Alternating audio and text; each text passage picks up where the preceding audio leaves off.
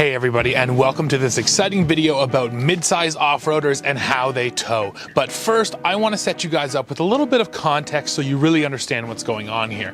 Now, recently, I participated in the 2020 Canadian Truck King Challenge. That is an event put on by my dad, Howard Elmer. He's a Canadian automotive journalist. You can see him right here on his tractor, loading up weights, getting ready for the event. Now, I was a judge at the event, and if you want to find out more, head over to truckking.ca. While I was there, I was able to test 4 of the latest off-road mid-size pickups: the Jeep Gladiator Rubicon, Chevy Colorado ZR2 Bison, the Tacoma TRD Pro, and the Ford Ranger FX4. I towed 4,000 pounds with them on the same day, same trailer, same weight, so I could really feel the differences, and I want to tell them to you guys right now. So in this video, we're going to feature those 4 trucks. I'm going to drive them back to back, and I'll tell you exactly how all 4 of them tow. What are we waiting for? Let's do it.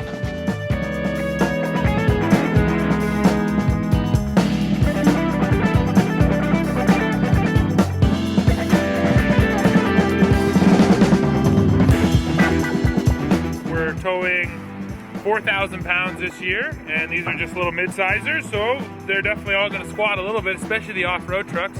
So we want to see exactly how much putting this trailer on brings the back end down. All right, let's measure this Gladiator Rubicon.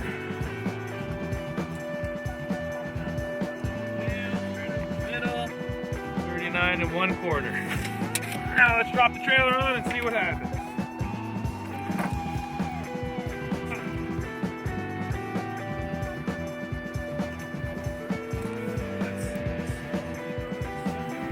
Bottom of this fender, 37.5 inches. 37.5.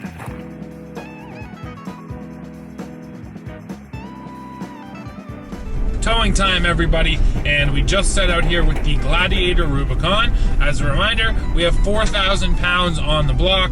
Those flat deck trailers are 2,000, and then we have 2 1,000-pound concrete blocks on there, and that's going to be consistent for every single one of these trucks. Towing technology in the Gladiator is fairly sparse. You can shift it into manual mode and shift your own gears. Now, when you hop in here, it's readily apparent that there is no tow haul mode, but that's not exactly true. There is a tow haul mode on this truck. It's just not selectable. Jeep essentially allows the truck to sense when you're towing, to sense when it's being worked harder and has weight on the back, and then it will adjust the shift mapping to essentially put it in tow haul mode. Now, in my time out here towing with it, I noticed the difference for sure. It holds the gears much longer once you have the trailer on, and it definitely, aims to deliver the power. The issue I have with it is it's not selectable. I like to be able to choose when I want tow haul. There might be a situation on the highway or something where I don't want tow haul on because I want it to get up into that top gear. So, you know what? Sure, it does work here in the Gladiator, but I'm not a fan of anything that's not driver selectable.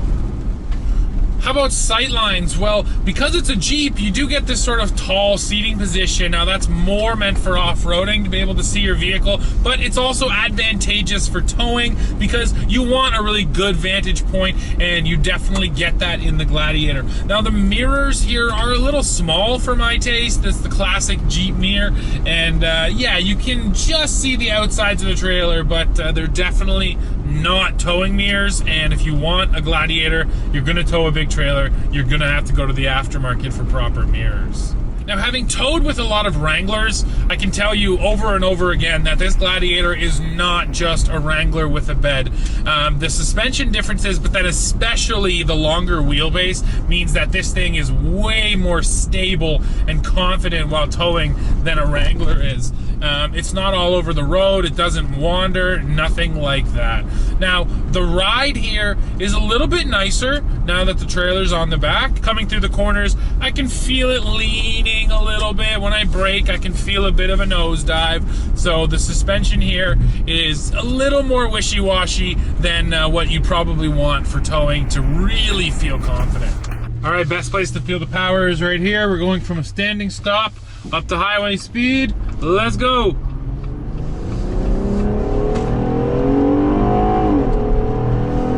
Okay, nice. This engine loves to rev. This V6 really does climb up high in the RPMs fast, and there's 90 kilometers an hour right there in no time at all. Now, because tow haul mode is automatically activated, it's holding the shifts almost right to redline. Redline's at 6,500 RPM, and it's shifting from between 5,500 and 6 grand. So it definitely holds the shifts longer, and that is appreciated when you go to take off.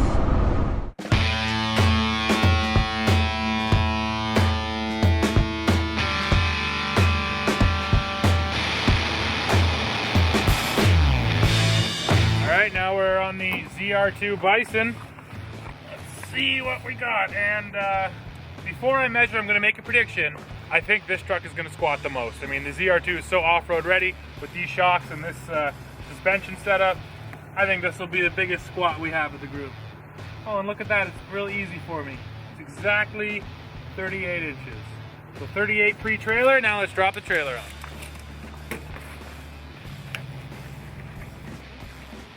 All right, trailer's on. Let's see how much she came down.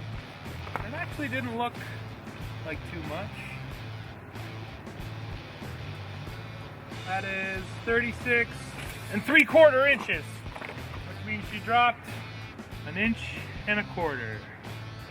So everybody, my prediction was wrong. This Bison does not squat the most out of this group. And you know what? My prediction for how it was gonna tow is wrong as well. I kind of figured that because this thing is so soft and because the suspension is so set up for off-roading, that it was gonna tow really bad, be really wishy-washy. It's actually not. You do definitely get a lot more body motion, and you kind of really feel all the little bumps and everything as you're going over them. And a lot like that Gladiator Rubicon, through the corners, there's a bit of leaning, there is a bit of that wish-wash, but for a truck that is so off-road ready, and I mean, I know exactly what this truck can do at high speed off-road, it's amazing just how stable it is while towing this 4,000 pounds. For towing tech here on the Bison, I do have tow haul mode. I can shift the gears myself using a plus-minus button down here on my shifter, but this truck also has an integrated trailer brake controller, and it's actually the only truck here today that has an integrated brake controller. Ironic considering this thing has the lowest tow rating of the bunch. Now this truck uses an 8-speed automatic, and especially in tow haul, the transmission does a nice job of holding its revs, making sure you're really getting the power down. Another nice thing about the ZR2 here is on the driver's side mirror, you actually have a little convex corner. Now it's not huge, but it is just enough to really allow you to see well back and beside whatever it is you're towing. Now once again, if you're gonna have a big enclosed trailer or something, you're gonna need aftermarket tow mirrors, but just right out of the gate, these mirrors aren't bad for towing. On the passenger side at least, it is a bit of a longer mirror, so it does come, you know, pretty far out from the truck, which is nice. Okay, time for the power test in the ZR2. Coming from a standstill, and let's go. Oh! So far, yeah, so far, the ZR2 has the most power. It has the best hit of power right off the line. It also revs up pretty quickly, and like the other V6s here, this engine, all the power lives way up high in the RPM range, so you want it to rev up. It revs up nice and quick, just feels like it keeps on pulling all the way through second and third as well. Out here on the highway now, this truck seems very quiet and calm. The trailer doesn't seem to be pushing it around at all. So like I said, this has so far been my biggest surprise of today. I didn't think the Bison would be as good while towing, but it's doing an exceptional job with 4,000 pounds on the back. However, I did mention this off the top, and I'll mention it again. On paper, this truck does have the lowest tow rating of the group. Time to measure the squat on the last truck here. This is the Tacoma TRD Pro. So let's see how she does. Center of the wheel. And this truck actually sits a little bit lower than the other ones in the group, coming in at 36.25 inches. 36.25. So now let's drop the trailer and see how she squats.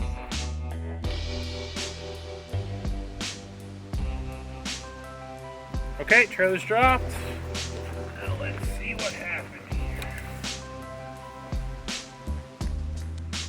Okay, so we are down to 35 inches even. Yep, straight at 35, which means that this truck also drops, also drops 1.25 inches. Okay everybody, now we're here in the TRD Pro. We're here at the highway, we're coming from a standing start. I have the ECT power button pressed. That's essentially Toyota's tow haul mode. It adjusts the shift mapping to make sure you get more power and it'll hold the revs longer. So yeah, let's hit it and see how the power feels.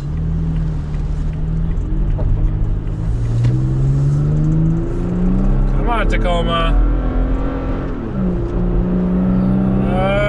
Okay. The power in these trucks just lacks a little bit. I don't know, there just isn't really that hit off the line. And then even once it gets up high in the rev range where it makes peak torque and peak horsepower, compared to the other trucks in this group, this powertrain definitely feels like the weakest. There's no doubt about that. Now, if you've seen me talk about a Tacoma before, you have no doubt heard me complain about the seating position.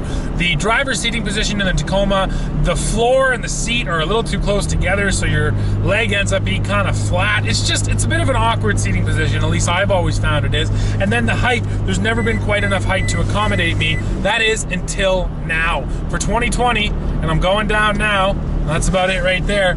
For 2020, Toyota added more adjustability to the driver's seat. Obviously, they heard these complaints and they made a change, which is always a good thing to know that they're listening. Now, was it a big change? No, because they didn't actually make any more space here, but I'm no longer on the roof. You know, I actually have a little bit more headroom now, which is a really big deal because there have been Tacomas I've been in the past where after 3 or 4 hours in the truck, I can't take it anymore because the position just really doesn't work for me. But they did make a positive change. It is better. It's still not the best in this group by a long shot. That would be the Colorado because you sit nice and deep in that truck. You have lots of space. It feels roomy. Still feels a little bit cramped in here, but still kudos to Toyota for making that positive change. And we can't forget to measure the squat here on the Ranger. Now the trailer's on right now, so we're gonna go backwards on this one. Let's measure it with the trailer on. And that brings us up to 37 3/4 inches. Now we'll take the trailer off and see how much it lifts or squats.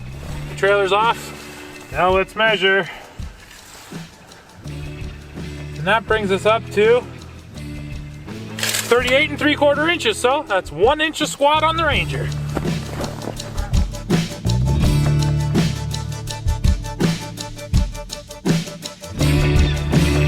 All right, everybody, just pulling away with the Ranger here. Let's feel the turbocharged power.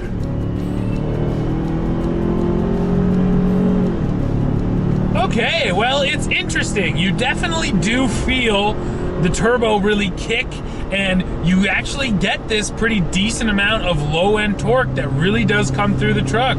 Now, this is, of course, a 4-cylinder. It's the only 4-cylinder of the group, but it's also the only turbocharged engine of the group. And after that right there, there's another thing that's apparent to me. This truck just seems so much more relaxed when it's getting up to speed. It doesn't have to spin to the crazy high RPM that all these naturally aspirated V6s do.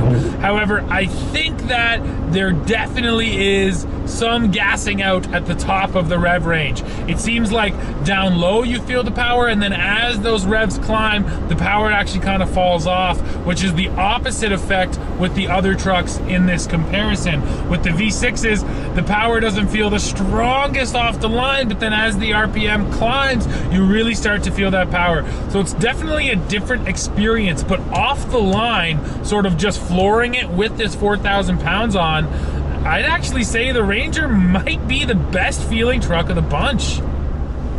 So for towing technology, this Ranger does have tow haul, but it doesn't have an integrated trailer brake controller. You can also shift your own gears, and that's something we have to talk about are the gears, because here in the Ranger, there are 10 forward speeds. This is a 10 speed. The other trucks in this comparison are 8 and 6 speeds. So that is part of the reason why this truck feels so good down low as well. Having those extra ratios allows Ford to have a lower first gear to make sure you really feel the power off the line, and then a taller top gear to make sure that cruising on the highway is going to net you your best fuel economy. Now, when it comes to towing dynamics, This truck really feels well sorted out. The trailer is not really pushing the truck around. Ooh, nice aggressive downshifts there. Of course, I'm in tow haul coming into a corner, and this truck really aggressively downshifted, felt really nice. But yes, dynamically, the truck feels very well sorted, not getting pushed around by the trailer at all. And you know what? It feels really planted even through that washboard stuff. It's not hopping all over the place. Plus, add on to all of that, that the ride here is quite comfortable and it's a quiet cab in here. You know what? When you look at all those factors while towing, this Ford is definitely one of the top contenders in my head. Now, I mentioned that you can choose your own gear in the truck, and that is true, but another thing Ford does that no one else does is actually offers you a gear lockout. So it shows you on the display 1 through 10, and then as you hit minus, you get rid of those top gears. So you can lock out 10, 9, 8, 7, 6, 5, whatever you want, and just make sure the truck runs in those specific gears. And once again, any, you know, other driver control that you can get, so something like that where you could lock out the top 3 gears if you wanted to, I'm always in favor of that. It's always nice to have more control over what your truck is doing when you're the driver.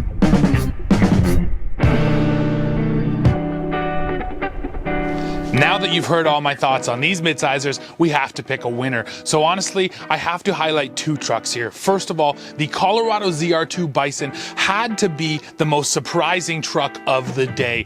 Considering how good it is off-road, it's amazing also how good it tows. But of course, with that 5,000 pound tow rating, that truck is neutered, so it cannot be our best towing truck of the competition. No, that honor goes to the 2020 Ford Ranger FX4. Sure, it might not be as off-road capable as the rest of the group, but when it strictly comes to towing trailers, that little turbo engine gives you such great low-end torque, plus the dynamics of that truck are really solid. It's hard to argue with that package, and that's why for this video, War the winner, I have to go with the Ranger. So guys, that's it for this one. Make sure you go below in the comments, let me know what you think of the Ford Ranger, and as always, hit like and hit subscribe, and then come right back here to the channel for the latest news, views, and real-world reviews. See ya.